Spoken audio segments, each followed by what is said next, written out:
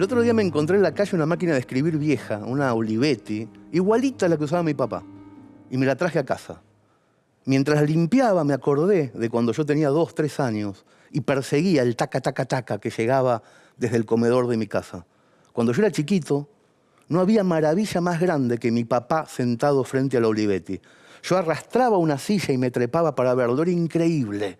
La fila de hormigas que aparecía en la hoja se detenía solamente cuando él se mordía el labio.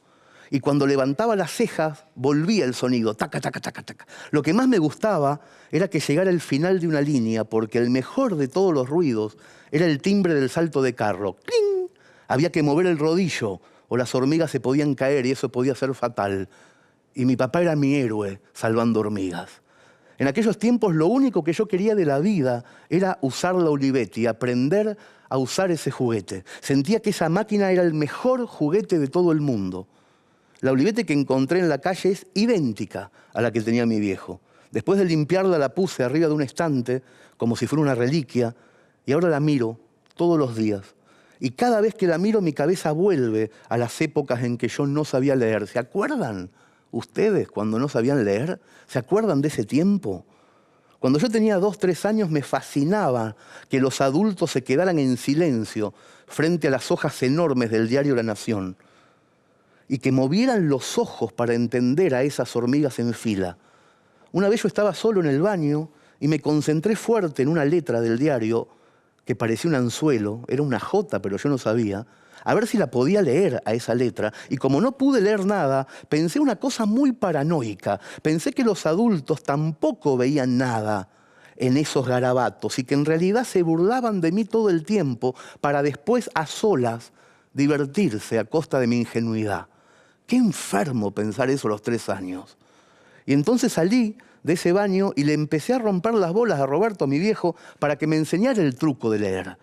Y una tarde, Roberto se apareció en casa con un libro que se llamaba UPA, su propio libro de lectura de primer grado, un libro muy peronista. Y al día siguiente, 3 años antes de que yo empezara mi escuela primaria, mi papá usó la Olivetti y me enseñó a leer y a escribir. Yo no sé si mi viejo supo alguna vez que aquella época, 74, 75, yo me divertí como un chancho al lado de él.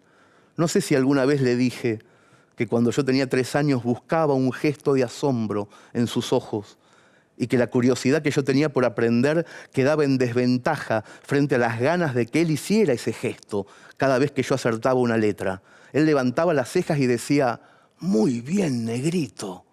Y eso para mí era la gloria. Yo aprendí a leer y a escribir en el comedor de casa mientras se freían las milanesas.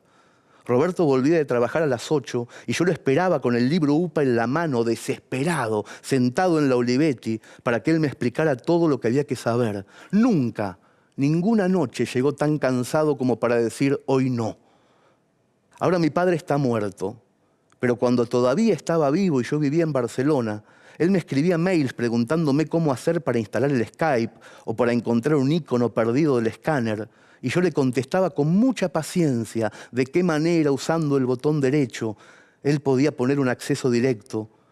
Durante los últimos años de su vida le di un montón de trucos pelotudos de informática y al hacerlo sentí que le devolvía un poco de lo que él me regaló en 1974. Pero no, ni en pedo nunca pude equilibrar, ni aunque le hubiera dado 1.000.000 de tutoriales.